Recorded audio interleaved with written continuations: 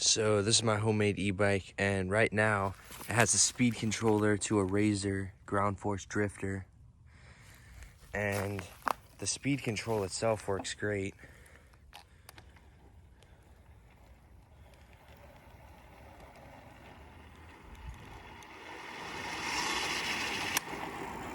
It is current limited to only 30 amps.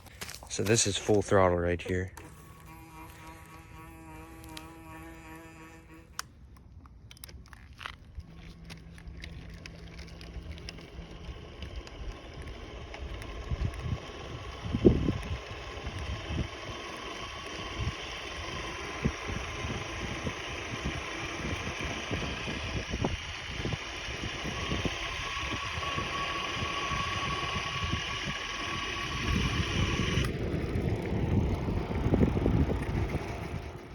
So here it is, and the current shunt is right in there.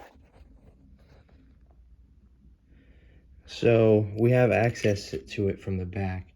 And instead of completely bypassing this, I have this, which is basically the exact same controller. What I want to do with it is take this current shunt off and solder it to the back. It should, in theory, be good for 60 amps after. So I got the second current shunt soldered on. So there's 2. So now it should do 60 amps. You can see it's not really protruding much. So I think it will still fit in the box just fine. Now the problem is this single MOSFET. It's only one, and it probably is going to blow up running 2 current shunts. So I have these.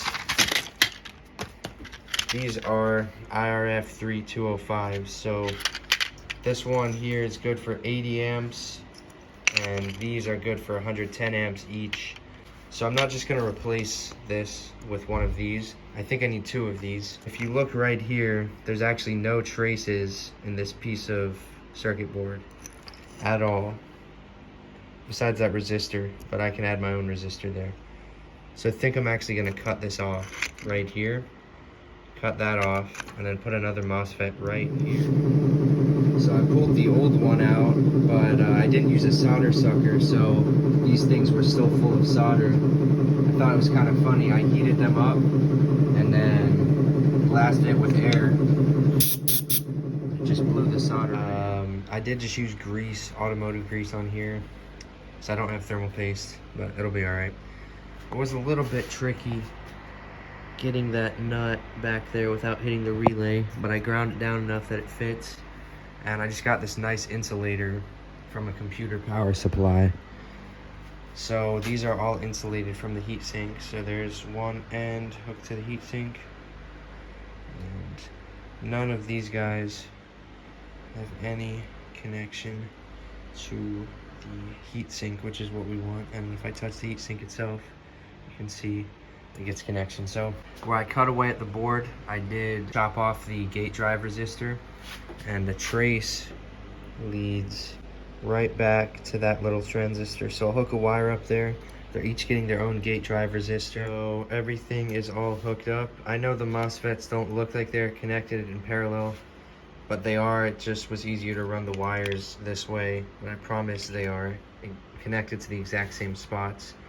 Then gate drive resistors, independent, and the gate drive goes down and is connected to that trace down in there. So it should be ready to work, I hope. I am gonna put some tape around the resistors because they could touch something. This is just the stock motor to the go-kart. Only reason I even brought this out to the bike is for the throttle.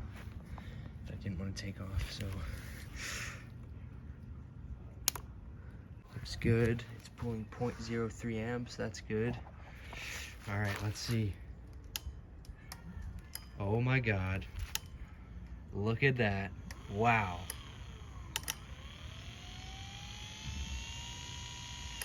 Now that's not saying that we made it any stronger yet, but it actually still works after I got my hands on it. All right, this is the last wire. Okay, the switch was on. That took me off guard. Okay, good so far. Still works. Now, is it stronger? Let's find out. Oh yeah. I can't hold it back anymore. Well, okay, I kind of can, but that's way better. That is so much better. Awesome. Let's go try it out. I drove the bike from my backyard to my front yard. And by that point, when I hit the throttle, nothing happens. So I took it apart, and sure enough, those MOSFETs are toast. At least one of them is. Okay, well, perhaps I am an idiot, because when I was looking at the board originally and I saw the gate drive resistor, it says 100 on it. I thought that meant 100 ohm, and that is not how it works. The first two digits in this case are a value, and the last digit is a multiplier. So when the multiplier is 0 and the first two digits are 1, 0, that is a 10 ohm resistor, and I put 100 ohm resistors in here. Boom. These are now 10 ohm, fresh set of MOSFETs in there. I have 16 left, so I can keep doing this. But hopefully this time it lasts, because I actually put the right resistors in there, and the MOSFETs won't get super hot from being in a semiconducting state. And here's actually, this is the one that was here before.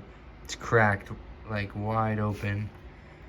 And yeah, I don't think the current was what killed them. It shouldn't have. I think the heat's what killed them, because they were semiconducting. So this should fix it, and we'll put it back together and ride around. The controller is put back in. Now I can't wait to see if it will work again, or if I cooked it when the MOSFETs blew up. It's on. Oh yeah.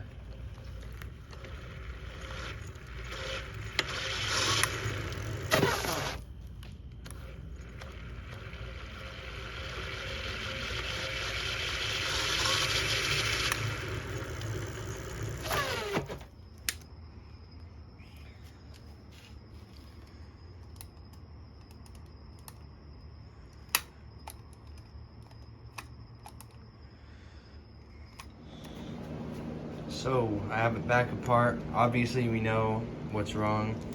The MOSFETs failed again, and unfortunately putting the right resistors in there wasn't enough to fix it. So I think the only solution is to add more. So adding a third one would be pretty easy actually, because there's space right around here. But I'm not sure 3 is enough. It might be, but I want it to be perfectly reliable once I'm done with it.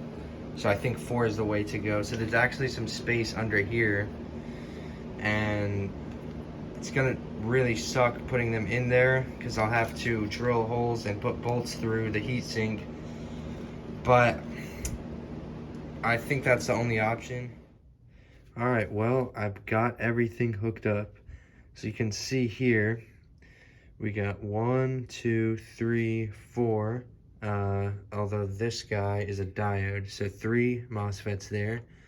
Then I had to put 1 back here, because there's no real space for it. So if you look at this, you'll realize, you know, I basically put a MOSFET in every spot that one will go. Each one of these guys should be switching 15 amps, because there's 4 MOSFETs. Although in reality, this one here is going to be switching probably the least, because its wires are the longest. But it's definitely better than only having 2 anyways. The hardest part was probably these gate drives. Right there, it was not easy to solder at all.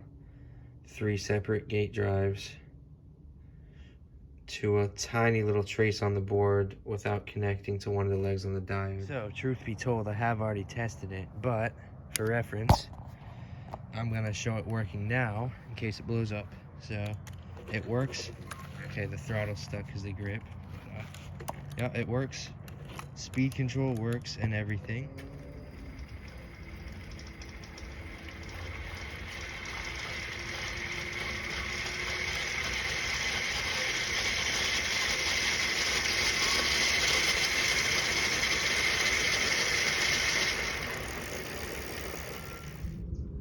So here's the e-bike. Now, since the last clip, I have ridden this around and depleted the batteries twice, and the speed controller is still perfectly functional. So it did mess with me when I first put it together. I didn't even get to ride it. By the time I took it to the road, the throttle stopped working, and I took it apart. I thought the MOSFETs were blown. I checked and the MOSFETs weren't blown. Then I put it back on and it started working. I think maybe what happened is when I was cleaning off the grease, I got rubbing alcohol on it and it didn't dry. So I just left it out in front of a space heater to dry, and it's been reliable ever since, so it does still work.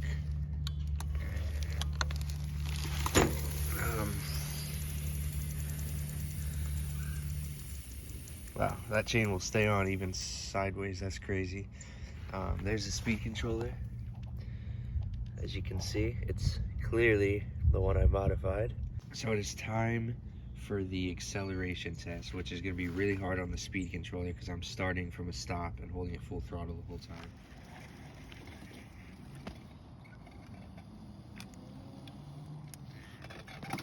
Full throttle.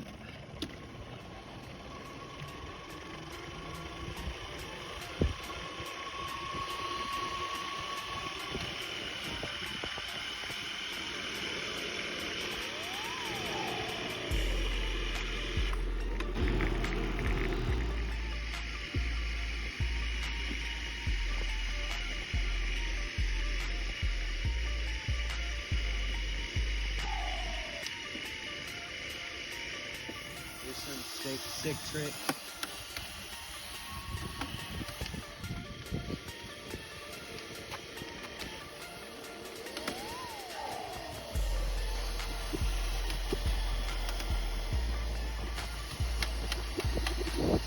Man, having speed controllers now.